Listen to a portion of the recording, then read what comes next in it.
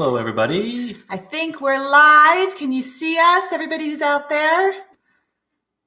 Good morning or afternoon if you're on the East Coast. I guess it's noon there. We are in Arizona, so it is 9 a.m. because we're still on Pacific time. That's right, bright and early. Yeah, but I thought this might be a good different time compared to our last live chat, which was on an evening, and I know some people had some troubles with that. So do we know if anybody's there yet? Just wanted to say hello. We see Steve Jant said hi from Kansas. Hi, Steve. So the purpose of today's live chat is going to be talking about RVing and trip planning, but specifically East Coast of the U.S. versus West Coast of the U.S. Because hey, look, Stacy's in too. Hi, Stacy. Because everybody knows that not everybody, but we start on the West Coast. That's where we're from. We're from Arizona. So the first 2 years we traveled predominantly, completely west of the Mississippi. And then this past year we did this crazy big trip that went out east. So there were some pretty big differences we found between RV trip planning and RVing in general between the two coasts. So that's right. Kind of what we wanted to chat about, but we really will answer any kind of questions you have. I'm going to be looking back and forth, and I might actually go this way to the computer because that's where the questions are. So just so you know, he's not ignoring you. It might be distracting. I'm sorry, but got to work with what we got, I guess. We got hellos from South Georgia, Tim from Florida. So we already starting to fill in all over the country, Oregon. Right. So the other thing before we really get going into the questions and everything is the reason we do these live chats right now is in honor of one of our course sales. So you probably know we have our course, How to Plan Your Epic RV Adventure, which teaches how to plan a full RV trip, even full timing, which is what we do. Everything from picking where you want to go, Google Maps extraordinaire, so much on Google Maps, picking the best campgrounds, how to find them, how to pick the right spot, what happens if something goes wrong, weather, fires, backup plans, all of that is in that course, which is on sale now. If you're interested, it is in the description, the link. That's right. So what states did we hit out east? Let's see. We started in Arizona, then we hit New Mexico, Texas, Alabama. Louisiana. Well, Mississippi first, Louisiana, Mississippi, then Alabama, then up towards Virginia, Tennessee, Virginia, Pennsylvania, right? Yeah, New Jersey, slightly, yeah, and New York. And then over back west to Ohio, Michigan, UP of Michigan, which was super cool, by the way. Wisconsin, Minnesota, and then we booked in reverse order, I think, right? Or is it? No, Wisconsin, no, Minnesota. Right. And then we booked it down, and we hit Kansas and Oklahoma and Iowa. Yeah. We hit a lot. We missed some, obviously. We didn't go to the far northeast. Both of us were originally from the East Coast, so we've seen quite a bit of the East. We also didn't hit the far southeast, like Florida, which is a lovely place to go, especially this time of year. It's either Arizona or Florida, most RVers. Rick has informed us that we're live during a Purdue game. I'm sorry, Rick. Can you I'm very have two computer screens and have like one going and then the other you can I'm very sorry. Yeah. That was a total oversight on my part. I apologize. It won't happen again. It'd be hard to pick a time with no games. So I guess that could be one night. That's right. Yeah. So everybody is saying hi in the chats. Hi back. Hi, everybody. So again, if you have questions, feel free to pepper us. Yep. But let's just start in with some of the biggest differences between camping in the East versus the West. What do you think? Besides the cost, because the cost is one of the biggest differences. Let's start with cost. As you guys know, we will do a lot of boondocking or staying off grid in the desert without paying much when we're out west. So that really affects our budget and how much we actually spend on camping when we're out west. When we're out west, I tend to estimate between $400 to $600 a month for our camping fees. Double that out east for us because we stayed at a campground every single night. And most of those campgrounds were at least $30 a night.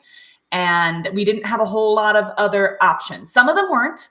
And some of them we got great amenities for that. But yeah, we knew going into camping out east that it was going to be a lot more expensive for us than camping out west. There are ways to make that a little cheaper. We could have gone to campgrounds without hookups, but we didn't really know about heat and humidity, and we're weaklings when it comes to that.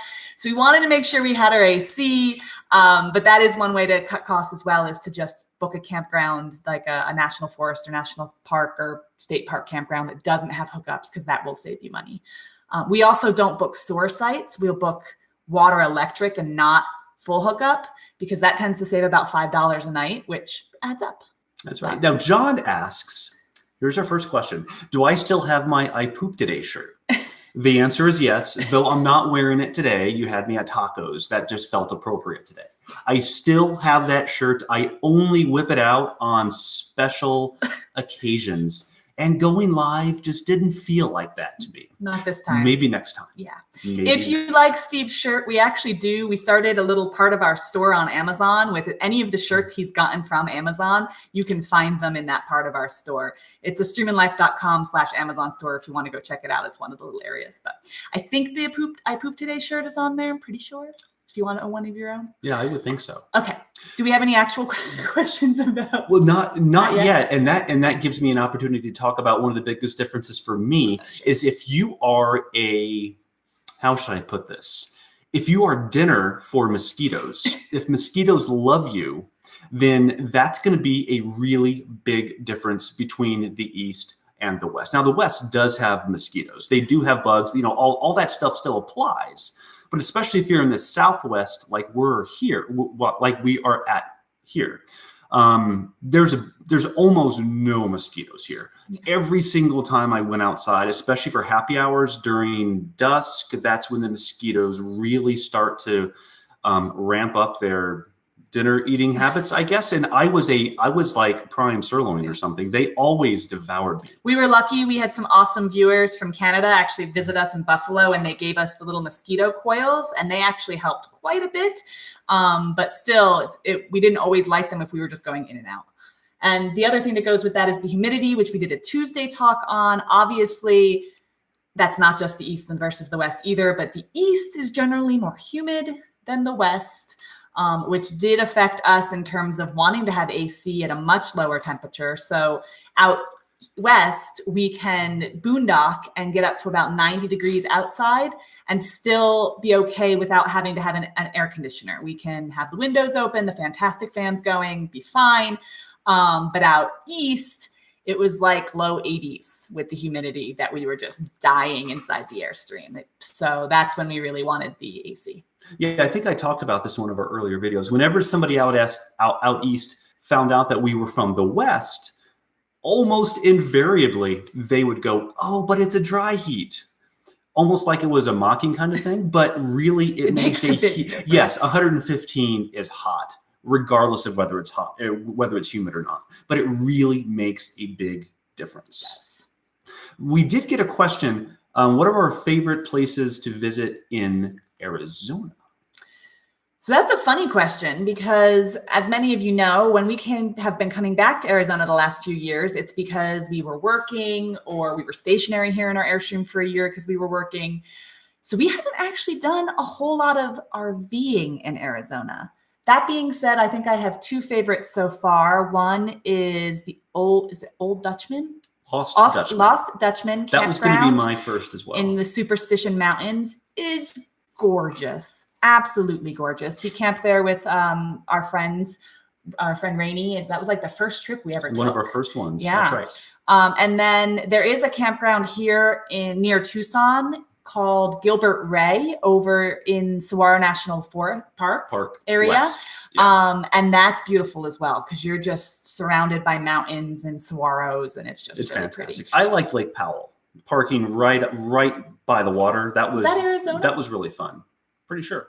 Yeah, it was right on the Utah-Arizona border, so I don't remember what side we were on. But there are some great places. Obviously, the Grand Canyon, which we've been to, but we've never RV'd.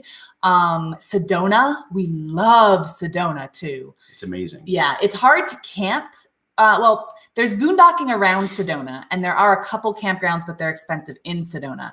We've mostly visited there without the Airstream, so we're not experts on that, but we do love that town. Tim asks, do you feel like Harvest Host is worth it?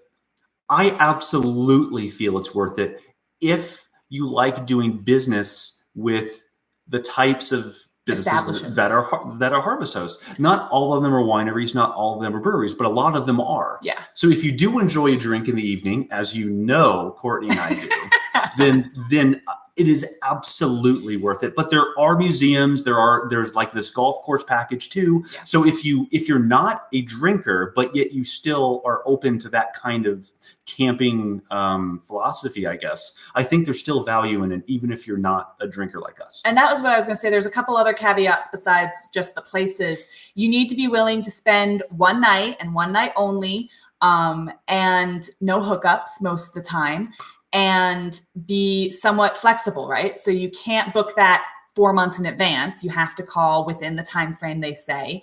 And some people don't really know where they're going to go until that day, and it may be too late because you have to arrive during business hours. So if all of those things make sense for your travel style, absolutely we recommend it. We really love Harvest Hosts.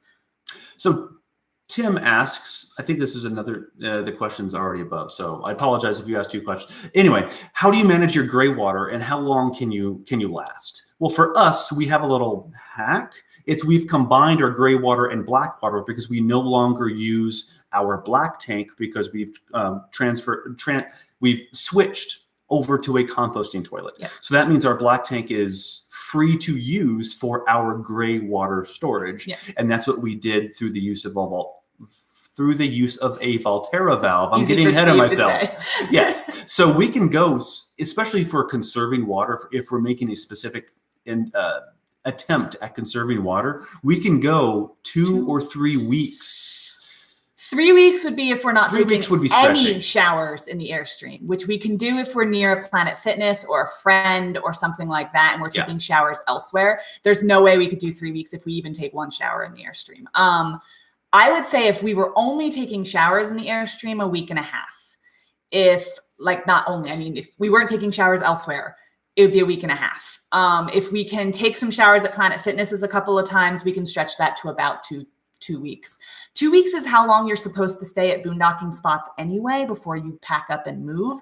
So in general, when we boondock out west, we'll stay a week and a half to 2 weeks in a boondocking spot, and then go to a full hookup campground for a few nights, get showers, clean the Airstream, empty the tanks, fill up with water, all of that, do laundry, do all of those things, and then head back out. And that's how we keep our costs low, stay out in the wilderness, but also have some amenities every once in a while. That's right.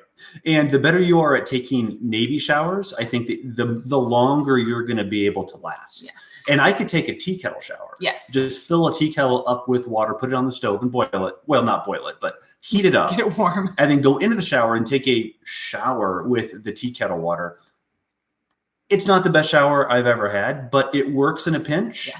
And it allows me to feel clean without actually using up a lot of water from our freshwater storage. Or using our gas water heater. So we're not using as much gas to heat the little kettle versus the whole tank of water. We also have an oxygenic shower head.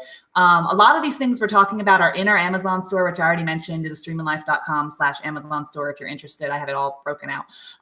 So if you're interested in the Valterra valve or our composting toilet or the oxygenic shower head or even our tea kettle, I think they're all there. So Chris asks, have we found that there's a difference in a typical campground or camp spot sizes between the East and the West? Is it easier to get into campgrounds in either side of the country?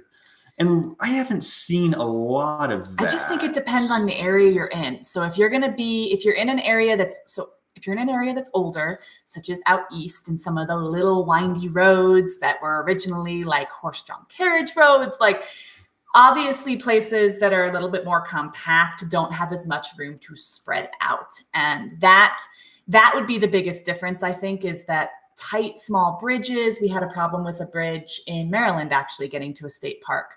And we're in an Airstream, so that's saying something because we're pretty low. We can go under almost anything. Yeah, but less than 10 feet. Yeah, it was the bridge. So it was small. Yeah. So that's really where the differences come in. Not necessarily the camp spots, though that's just going to depend on the campground itself. We've seen campgrounds out west that we can't fit in or we're tight, the same out east. And we've found ones with huge spots both places. But the getting to the campgrounds might be interesting with windy roads or low bridges. That can also happen in the mountains, though, out west. So it just really depends on where you're going. So Rick, who's multitasking between the Purdue game and this, asks, were we surprised at how beautiful Western Michigan was and the UP? I had been to Western Michigan before because I had family in Grand Rapids.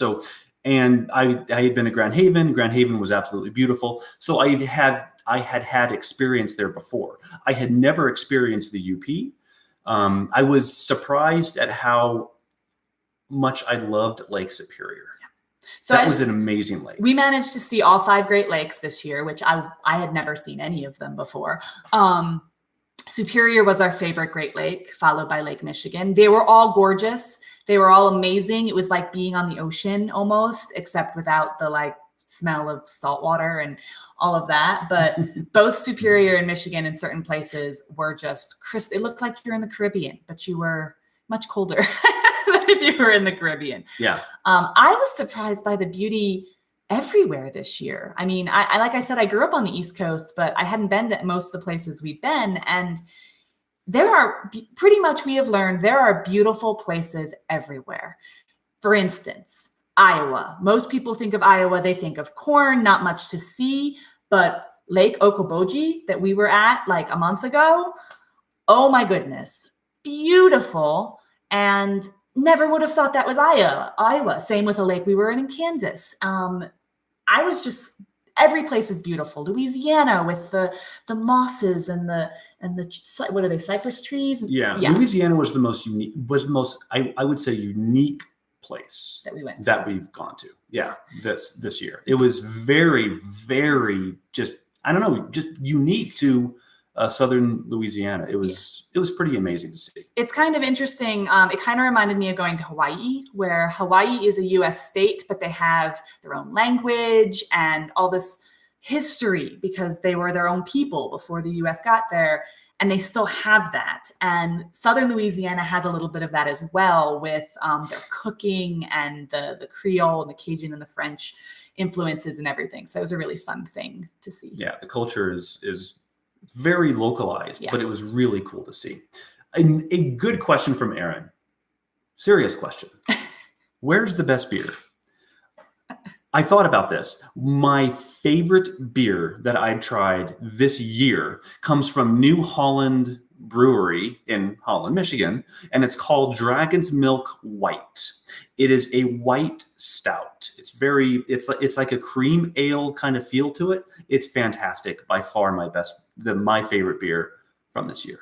And but we've had beer all over the place. And you like beer everywhere. So yeah, that's another thing. Beer you can find almost everywhere now too. So that's kind of a fun. Oh, and word to the wise, I did learn that I can drink East Coast IPAs easier than West Coast because the hops are different. It doesn't taste quite as hoppy in the East compared to the West. So I can do East Coast IPAs. I can't really do West Coast IPAs. You said something about ice cream. Moomers. Also in Michigan. Is fantastic. Yeah. Yes, also in Michigan. What was your second place? Oh, Norm's. Norm's was in Michigan too. And you liked the place in Wisconsin. But I can't remember the name. Yeah, I can't think of the name either. Those were some of your top 3. Yeah. Yep. Let's see. Okay, are we moving on? Or? Yeah, okay. Sure. I guess you don't have much to say about beer. Or ice cream. Because you don't drink beer. Are we going to Quartzsite in January? Connie asks this. Probably not. You guys will be seeing here very soon what our big news for the winter was. We could go to Quartzsite. We are in Arizona, but it's probably not going to happen. Quartzsite's really, really busy, and we're not really people, as you guys know. But you never know. Like crowds. Yeah. It's very busy, very crowded there. And I mean, there's like 1 million RVers there, right? So yeah. And if that's your scene, that's great. It's not really our scene. So someday we have to go. We've never done it, but it's probably not going to be this January. John asked what our tank sizes are. Freshwater 62, but I think you're referring to our gray and black. Honestly, those numbers escape me at the moment. But it's a 2005 Airstream Classic. I'll Google that after this. But I feel like I honestly don't remember. So 62. I feel like one of them's 80. And one of them is smaller than that, obviously. All I know is that when we boondock, because we now share our gray and black tank, we have much more gray water storage than we do freshwater storage when we start out. But what we do is we'll use our freshwater, and as our freshwater goes down, we have our little 1 gallon jugs. We also have a big 6 gallon jug, and we can go fill those up to get water and then siphon that 6 gallon jug into the Airstream to have water in our freshwater tank. And that way we don't have to move the Airstream to go and get water halfway through our trip.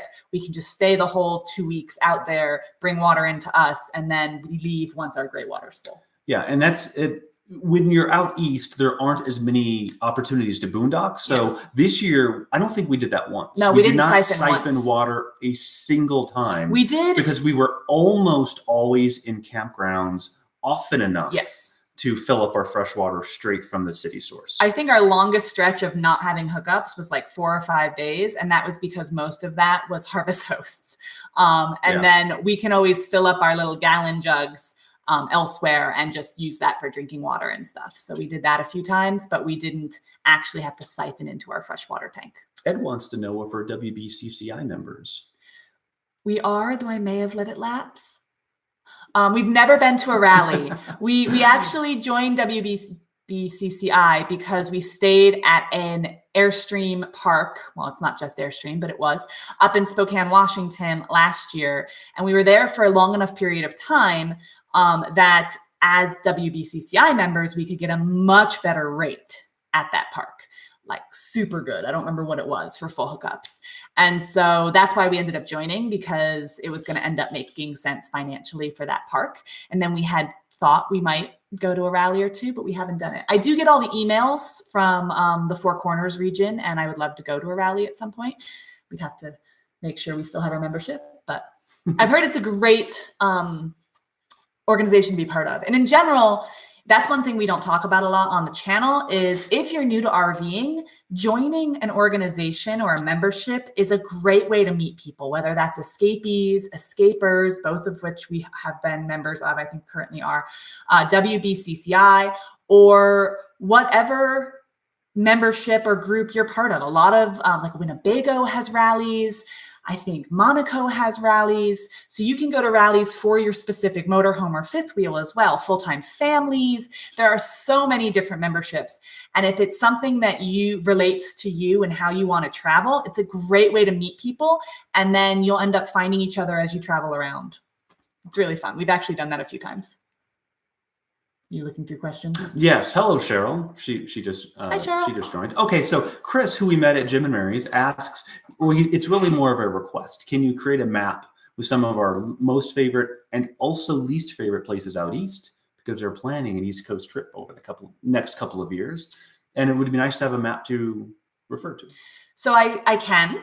I can't guarantee how quickly that will happen, but it's a little out of date. But I do have a map of everywhere we've ever stayed, ever. And that is on astreaminlife.com. If you just scroll down a bit, you'll see it. It's all Google mapped. And I link to the videos of when we stayed there in every single pin on that Google map.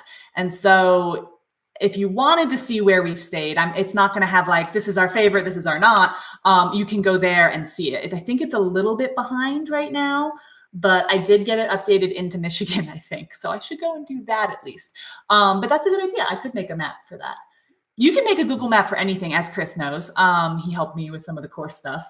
But yeah, you can make a Google map. I have one for breweries we've been to. I have one for wineries we've been to, all of things like that, also which are a little out of date. And I try to link to videos and things so that we can go back and watch and remember when we were there. But if you are interested in where we've stayed in any of the last 3 years, go and check out the map on the website. She is super organized, and that's why you should buy the course, because she teaches all that in the course. Okay, that was an excellent plug. Moving right along. Let's see. Oh, Tim asks, does having a puppy impact your travel? Yes. Absolutely. Especially this year, because Miss Patty, our poodle, had seizure problems when we were in Michigan. The ways that it does. One, you need to keep going back to the Airstream or wherever your rig is and make sure that they're safe. Temperature wise, that can affect boondocking, how hot it can get when you're not there. It can affect making sure the electricity is good enough, how long you can, what kind of day trips you can do, because you have to get back in time for them. Noise situations, which I think we just had a Tuesday talk about. If your dog makes noise when you're away from the rig, you can actually have problems with the campground, all things like that. So there are things to consider. I think we've said this many times in past videos. We love our puppies. We will never get rid of them. If we didn't have them, we probably would not get a dog to RV. Though, 75% of the people we see RVing have a dog. Almost everybody has a dog. Yeah. Certainly wouldn't get one if we had already done this. Yes. Or started into this lifestyle without one, we wouldn't get one after the fact. Yeah, just because it gives a little bit more freedom. And who knows, if we didn't have them, maybe we'd be saying something different, like we're lonely and we want a dog. But maybe. But yeah. Okay, let's see. Tim, you had to ask this. How often do we wash the Airstream? Well, almost never. That's really the truthful answer. And especially now, it's in the Southwest where it's very dusty. It needs a bath. Really bad. Big time. Really bad. But the honest answer is almost never. Yeah. And that's a very bad thing. A very, very bad thing. It's not good for the coatings on it or anything like that. Don't do what we do. We've said that a number of times. We're also not as good about maintenance as we should be. We show you what not to do as an RVer. But this winter, we will be doing a lot more maintenance. We will finally, hopefully, fix the step. I know everybody wants us to fix the step. That is one thing when you're full-timing. It can be very difficult to do some of your bigger projects if you don't have family and friends or somewhere to go that has tools and shop space. So, because a lot of campgrounds won't let you do that.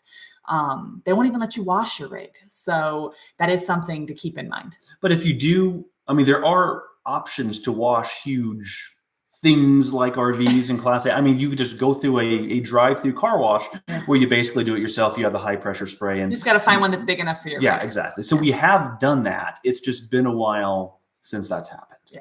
So we probably, I'm just going to say a few things about East Coast versus West Coast, then we get back to questions.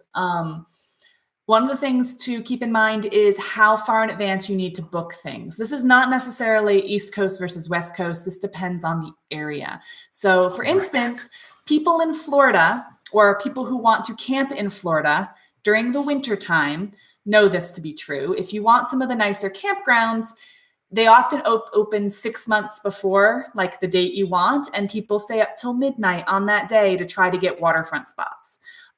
We've heard that to be true in Colorado at certain campground state parks. We've heard that to be true for some of the Canadian, like Banff, some of the Canadian parks. So it's not just East Coast versus West Coast. It's really what area you're looking to camp in. But certain parks, if that's where you want to be, you're going to have to think about booking pretty far in advance. Others, you can call the weekend before. It's not a big deal. Weekends are toughest during the summertime versus other times of the year because more people camp in the summer. But yeah, that's one of the things. I made a lot of our reservations for the East Coast way in advance, whereas out West, the only things I tend to book are the big three in the summer, which is Labor Day, Memorial Day, and 4th of July weekends. I tend to book those and call those my waypoints. If you've taken the course, that's what I call things. The major waypoints of where we have to be at certain points. And then I'll plan our routes between them, but I won't necessarily book anything else so that we have the flexibility and the freedom to do what we want. But that way we know where we're staying there. Or if we want to go to a very specific park that needs to get booked way in advance, I'll book that and then leave stuff around it open. So Tim thought that I left to sneak some beer. And it's 9 a.m. It's a little early. And but he goes, that's not cool unless I bring you some wine. Okay, let's see. If we haven't answered your question and it scrolled away, make sure to type it again so that Steve can see it. Yes, and Cheryl asked a question that was asked previously, and we'll just touch on it real quick. Are campsites or campgrounds bigger in the east versus the west? Really, the answer is no, but the roads to get there might be a little bit more windy, and the bridges might be lower in the east than the west. So that was the answer to that question. Or the mountains. And it just really depends on the campground. We found both places. So. Oh, let's see. Paul asks, what's our plans over the next few weeks? Stay tuned. We will tell you this. So in November, we are doing an international trip. Steve was requested to speak at a small conference in Ecuador. And so we will be going to Ecuador here in November in a few weeks for a week so that he can speak at Chautauqua, which is a financial independence type event. So, and we will film. So that'll be fun. I hope so. I hope so too. We're also going to be making a little trip up to the Grand Canyon area to see Steve's side of the family for a little mini family reunion as well. But other than that, we're not going to tell you because our videos are a little bit behind and we haven't announced our winter plans yet. So you're going to have to wait for the video. Oh, man. Oh, okay, Chris, notice that your videos haven't been using the bikes a lot. Do you use them enough to warrant taking them? Out east, I think it's worth taking, but not very. See, out east, no. The answer I want to give is it's worth taking, but not very often. Yeah. I just don't feel comfortable on a bike. I can bike, I do it, but I just don't like it. I don't like that kind of exercise. So they're very utility bikes for us. If we need to scout a campsite out in like a BLM or something, and we don't want to pull the truck and the trailer down some road that we may not be able to get out from or get out of, then we will just take the bikes and go explore. We've done that a couple of times. And we used it once this year, again, at that Maryland campground when we couldn't get through that bridge. Instead of going out on the highway and around and everything else, we just took the bikes. Electric bikes, Tim. Yes. Yes. Steve that is really absolutely on my list. I hate pedaling. Yeah. So an e-bike would be, I think, a pretty good. We probably wouldn't store it on the front because I don't want the mechanism to get dirty and things like that. But that's absolutely on our list of upgrades maybes eventually in the future. Yeah. Yeah.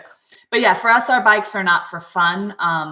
They are for purpose, and they're a great way of scouting camping locations or getting around the bridges or whatever else. So when we're out west, we've used them a lot more, but we don't tend to just go for bike rides or mountain bike or anything like that. That's not really our cup of tea. Yeah. And we were asked about international travel. Have we found a place to store the Airstream if we wanted to travel internationally? We've also thought about this, and what we're thinking is we probably won't travel internationally, at least for an extended period of time, while we're still owners. Especially dog owners. So that kind of limits our time, right? So we don't think it's fair to travel internationally for long periods of time without our puppies, because it means that they're away from us, they're getting older, and we're burdening family and friends with them. They love them, but so no long-term international travel is planned for the next few years. We will do smaller trips, 1 week here, 1 week there. And then we rely on family and friends in the Arizona area to both take care of the Airstream and the puppies. So storage can be an issue though. We've had problems with that when we were traveling and trying to fly places. It can be tough to find some place to store a rig when you want to fly away from it, because some campgrounds don't like you just leaving it, and finding some place to store it can be quite difficult.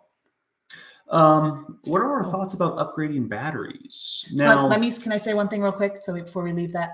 Go ahead. If you're looking for some place to store a rig, look for fairgrounds in your area. This is something I learned about the Pima County Fairgrounds, which is near Tucson. They don't advertise the fact that they have storage. They have an RV park, but they do have it, and it's not expensive. And that is someplace we've been recommending people check elsewhere, is that fairgrounds often have storage areas, or they have really cheap campgrounds, and they're more open to letting you keep your rig there without you being there. Okay. upgrading batteries. Oh, and actually, there was a question from Aaron before that about Sure Ride steps. They're metal steps. I don't know exactly what's available for the Airstream for when we eventually fix our step. Yeah. But these steps are metal and they secure up underneath the door. But the problem is we have to take apart like entire panels underneath the Airstream or cut bolts in order to fix this thing. Which might end up being what we do. Yeah. So I don't know if we're going to attempt it. We might go to Vinny out in Sacramento. I'm not sure yet. It's going to be fixed eventually. We don't know exactly when, but it's a much more involved fix, unfortunately, than we had hoped. Yeah, we probably will not replace them with true Airstream steps. We'll probably, because that may mean more work than it needs to be. We may just replace them with something like the steps that Aaron talked about, because I think those have been recommended before, but we'll see. Yeah.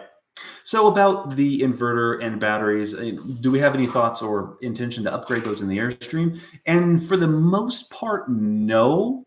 And that does help us being in the Southwest as often as we are, because there's so much sun out here. With a full day of sun, we can do almost anything from a power perspective inside the Airstream and never have to worry about running out of power. Yeah. That said, if I had to think of something, maybe the inverter, we have a 1,000 watt pure sine inverter.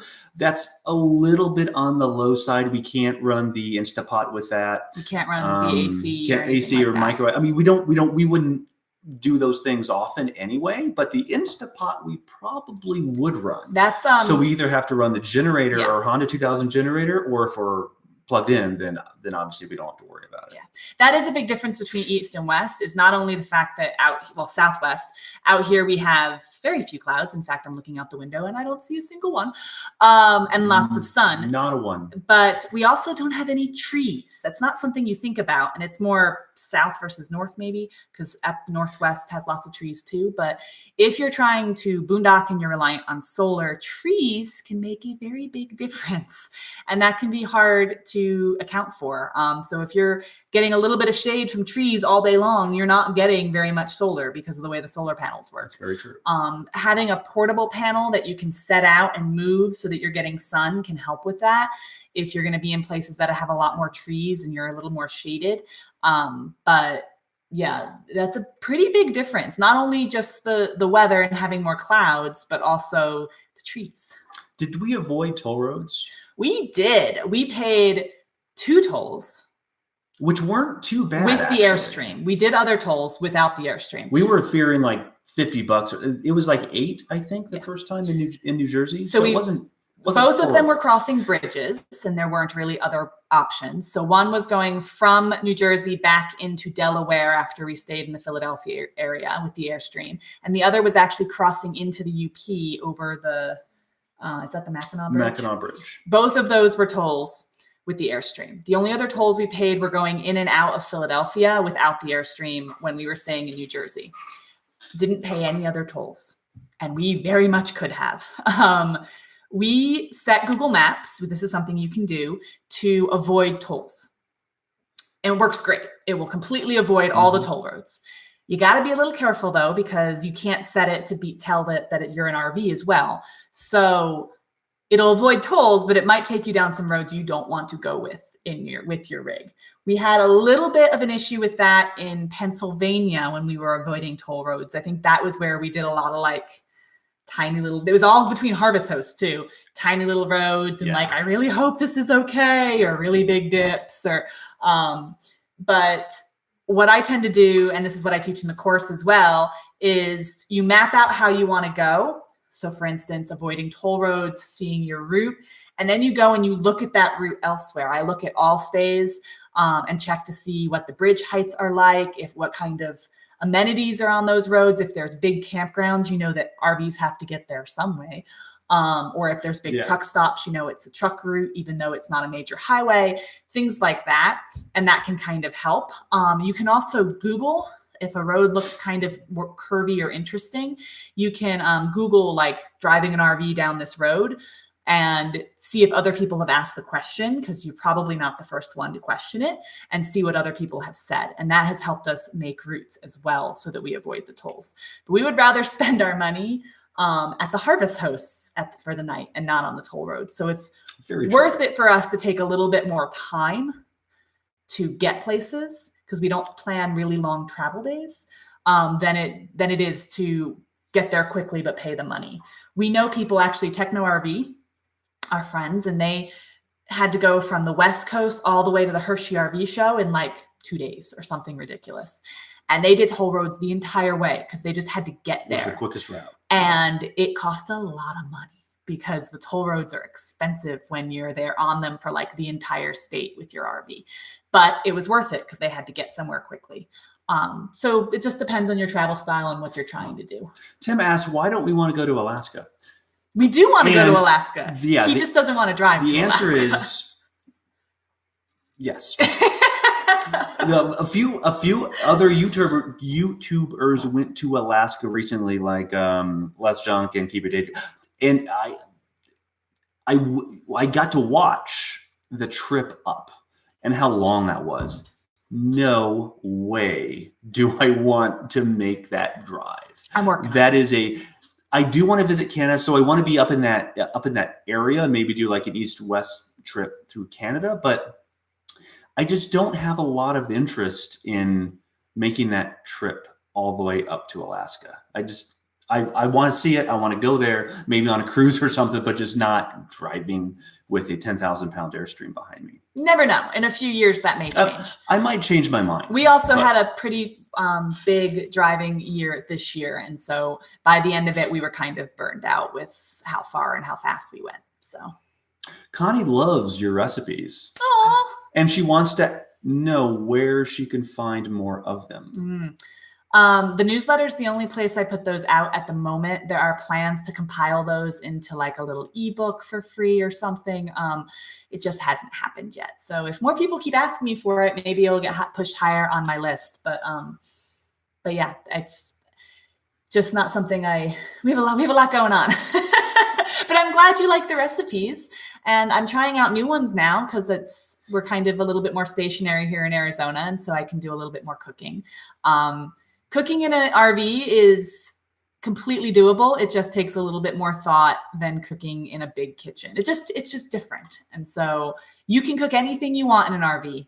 It just takes a little bit of a different thinking process. So going back to the Alaska thing, Chris just went this year. Yeah, but he said the drive to Alaska is great, but the issue that I will have is the lack of cell coverage. I can totally see that being true. Yeah. So the way we travel, we pretty much have cell coverage 24/7. Sometimes when we're actually on the road, we don't. But every night we do, unless it's like a harvest host or something, which that's a little hard to tell. We'll look at the cell phone coverage map. So this is another thing we talk about in the course is how to find places with good cell coverage if that's important to you. And we find it for the campgrounds, mostly through Camp Endium. That's our favorite source for finding campgrounds. And people are really good about saying like, I have Verizon, I use the booster, I could video chat, or it got really slow during the middle of the day. I had to go to town, even though it's 4 bars. It's really good there. Harvest hosts obviously don't have that right now. That would be a great upgrade. But you can't go, I want to go to this vineyard and it's 4 bars Verizon. Perfect. Like that's not on the website. And so the most we'll go is like 1 night without good service. And after that, I get a little antsy. I do a lot online. Yeah. So I get a little antsy. So we will always have cell service. That is how we camp. It's important to us. It does mean that we miss out on some areas of the country. It does mean that we're sometimes in more crowded sections than you could be out in the wilderness and not see anybody else, and beautiful scenery and no cell service. And some people, that's the way they want to camp. So yeah, Alaska, I've been told that can be an issue. So I wasn't going to bring that one up with Steve until I convinced him he wanted to do the drive, but it could happen. It could happen. You never know what's going to happen. I'm not at that point yet. So what was our average length of stay in the East?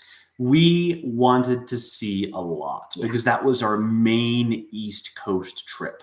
So we were moving. Yeah. We were booking it up until about, I don't know, I guess Minnesota. Well, we were moving every 3 or 4 days. So going to Alabama for the conference, we were moving almost every 3 or 4 days. except for when we got stuck in Louisiana because of our truck troubles. That we were there for like a week and a half, but that was not planned. After the conference, we slowed down a little bit and we were staying many places a week. But in between that week, we'd have overnight, like multiple overnight stops to get places. And so average stay was probably still about 4 to 5 days, averaged over the whole course of the year.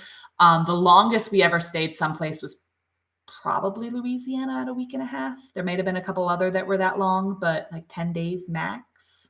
I don't even know if we had a 10-day stay. Too short. Yeah. The shortest answer to that is too short. 2 weeks is really our happy place with a couple of overnights to get to the next spot.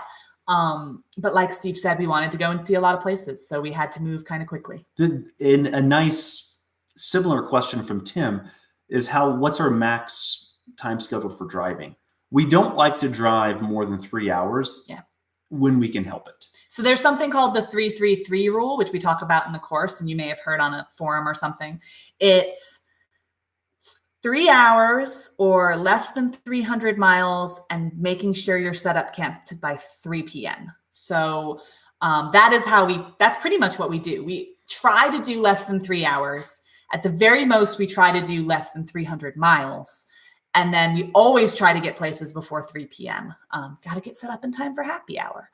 Also the more important thing is getting to get set up in time before dark, which in the summertime is not as big a deal because it didn't get dark till like 9:30 at night. Yeah. And so sometimes we broke that rule, but not very often. In the winter, that makes a very big difference because you would like to get set up. We have only once in 3 years pulled into where we were going to stay in the dark. And that was at our friend's land in Texas. And that was this past year. And that was out of our control. And it was wet. Yeah, and we ended up having muddy. to change places, and it was. And we stayed on some guy's land. Yeah, that was a whole thing. Yeah. But we have never showed up at a campground after hours because we plan ahead and we make sure that we leave in time. That even if something goes wrong, we hopefully have the time to figure it out and get where we're going before it gets dark. I'm sure it will eventually happen that that's not the case, but you might as well plan for it because it makes life so much easier. So, all right, we have a little less than 15 minutes. So this is my question. Okay. It's not from our fearless followers. What was your most favorite and least favorite thing about spending time in the East this year? For me, it was seeing water. Was our most favorite. Like the Finger Lakes. Was seeing water also your least favorite? Because we saw a lot of water fall from the sky. My least favorite was the rain. Yeah. Yes. And I know that's not always going to be the case. It was a very wet spring. It was a weird spring just everywhere in the country, but especially in the East.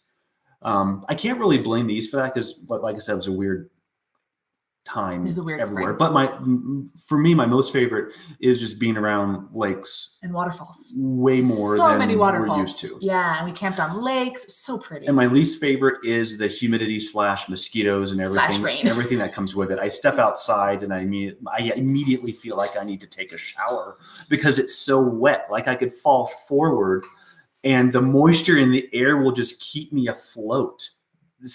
That's really what it felt like sometimes.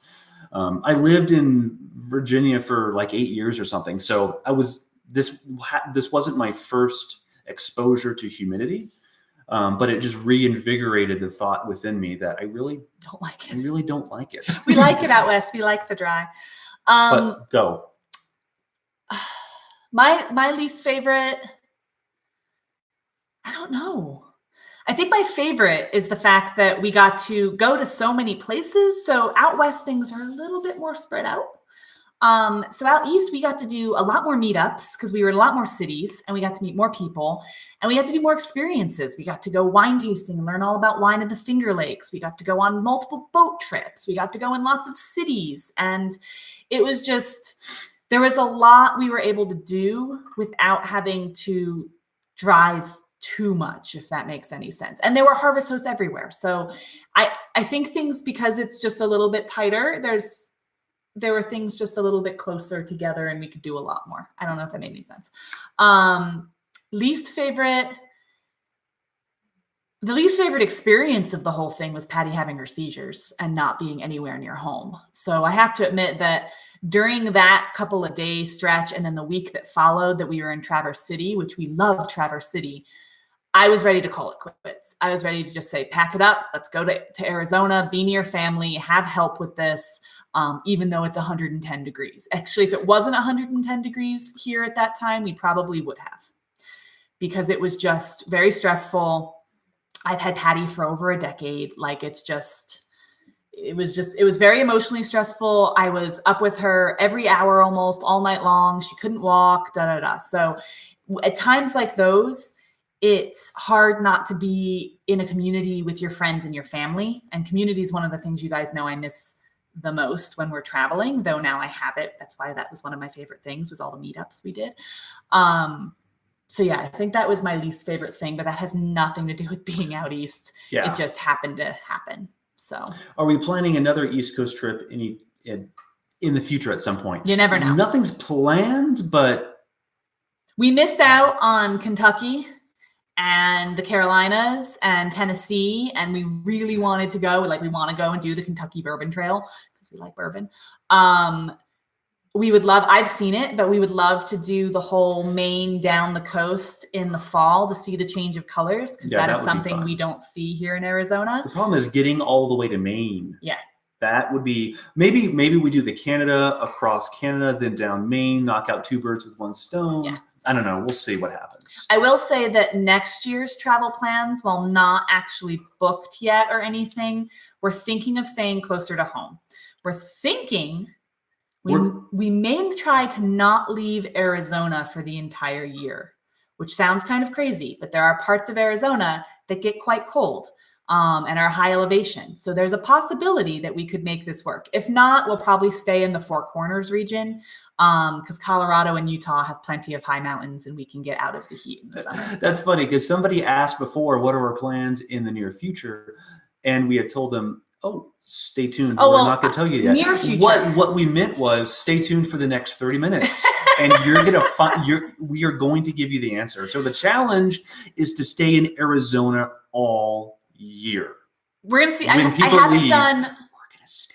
We're going to see. But we're not going to stay in 110 degree temperatures, though. No. So and that's the challenge. And I'm not 100% sure this is doable yet. I still have to do a lot of research on campgrounds in those areas that are higher up, and amenities and cell signal. That's actually the biggest problem that I'm finding, is that some of these areas aren't camped in very much, which means that we'll be fine finding a camping spot, but cell signal is a problem. So it may end up being that we have to leave Arizona, but we're going to see if we can do it, because a lot of people think of Arizona as a winter only RVing state, but that's not true. You could be here in parts of the summer at least. That's right. That's right. Quality of beer and ice cream, East versus West. We just did this one. Wow. Yeah. But quality. We didn't directly answer this. I'll be honest. I've had some of my favorite ice cream out East. Yeah. That's the beer is pretty comparable. One of my favorite beers happens to be out East in Michigan. Yeah. But the ice cream, I would say in general, I've had more good ice cream out East. So what's funny about ice cream is that we live in Arizona and you think it'd be a very big ice cream state, but it's not actually. We have like the Cold Stone and some of the big ice cream places, but we don't have homegrown mom and pop shops in general. In Michigan and New York, you'd go through every small town and there'd be a little ice cream shop, and some of them made their own and some of them didn't, but you found them. That doesn't exist here. I don't know if it's just because it gets so hot that it's hard to store ice cream. I don't know, but it's not quite the same thing. Yeah, I don't know. Wine. No one's asking about the wine. Yeah, that's right. We stayed at wineries in almost all the states that we traveled through, or we tried to. And we learned a lot about what grapes can get grown in different regions of the country, which was really interesting. And we had delicious wine all over. My favorite wine this year was definitely the Finger Lakes. We have to admit, I already knew that going in, and that's why we went to the Finger Lakes, because they grow my favorite grape, which is Cabernet Franc, and they make rosés and But wine everywhere is also delicious. Just depends on what kind of wine you like and what grapes you like. And we are currently in Arizona, and there's a wine region right here. In fact, we might be going to a wine festival today, which will be in a future video. When she says we might, we are. like an hour after this video is done, we're out the door. Yeah. So yeah, it's more of a. We will. It will happen. Yeah. Okay. Any more East Oh, versus let's West see. Coast planning, trip planning in general, course questions, anything like that? I don't know. I can't see the questions. Okay. Now is the time for the awkward silence. Ready? Let's go. No, look at the questions. We don't have that much time left. Fine. Look at the questions. But I don't see a question that I need to ask you. Otherwise, I would ask you that question. So let's see. Other East Coast versus West Coast things. We talked about costs. We talked about campgrounds. We talked about roads, planning ahead. Where do you post reviews? Like camping review? I mean, I should be posting more on Campendium for campgrounds.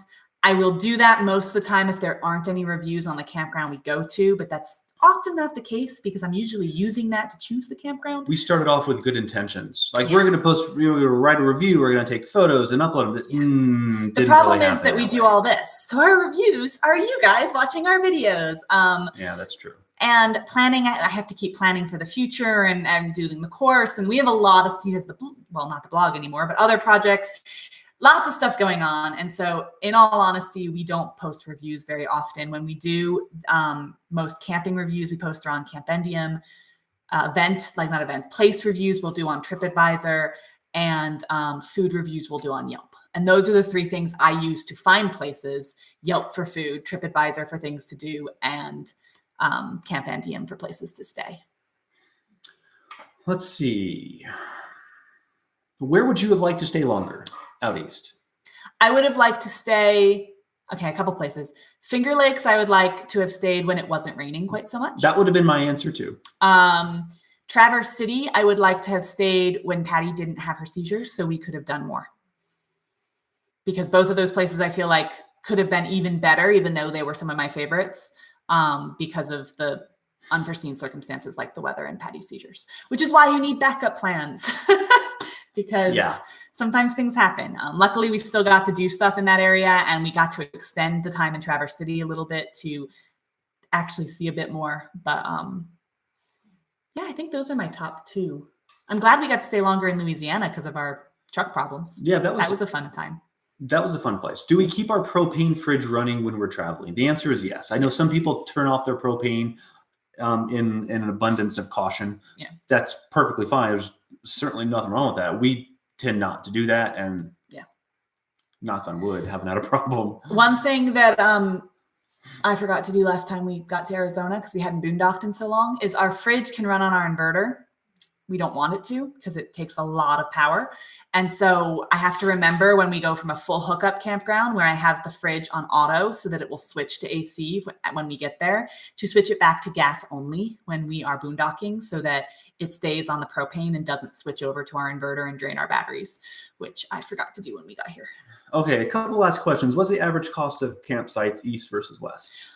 I don't have that exactly written down. What I said in the beginning of the talk was that I tend to average between $400 to $600 is our budget for out west, because we do a lot of boondocking or cheap camping without hookups.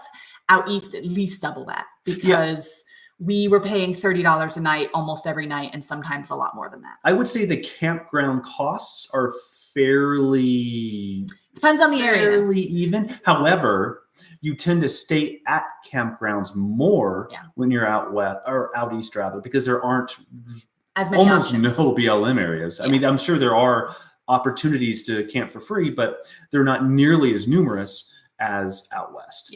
Let's see. Worst roads. Oh, Jerry, I'm glad you asked asked that question. Good one. The worst roads by far is Pennsylvania. They were awful. They were so bad. Yeah. The best, believe it or not, I kid you not, the Upper Peninsula of Michigan. Just the Upper Peninsula. They were immaculate. Yeah. And we were stopped multiple times for them still repairing them, even though they were smooth as can be. So yeah, they were definitely the best roads. Yeah. And I also learned Department of Natural Resources could pull you over for speeding, especially if you pass them on a 55-mile-an-hour road as you're going 65. Okay, moving on. Thank you, bald man. Thank you. Well, you're after you do this. But okay. Well, I want you to give them the links I told them about at the end there. So the Amazon store, course sale till midnight on Monday. You mean the link to the Amazon? Just say, remember, courses on sale until midnight on Monday.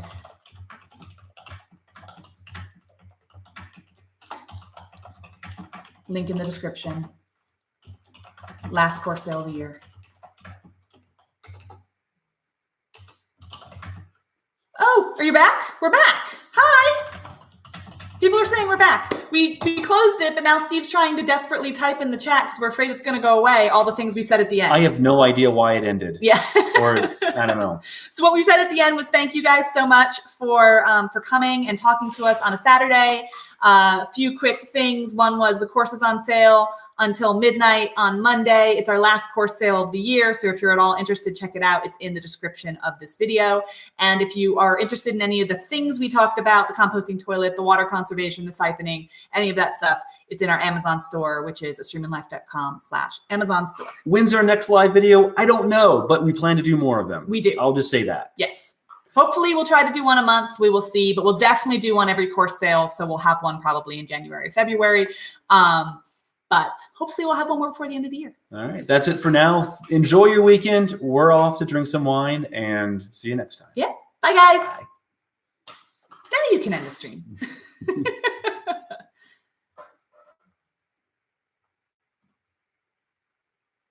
Maybe. There it goes.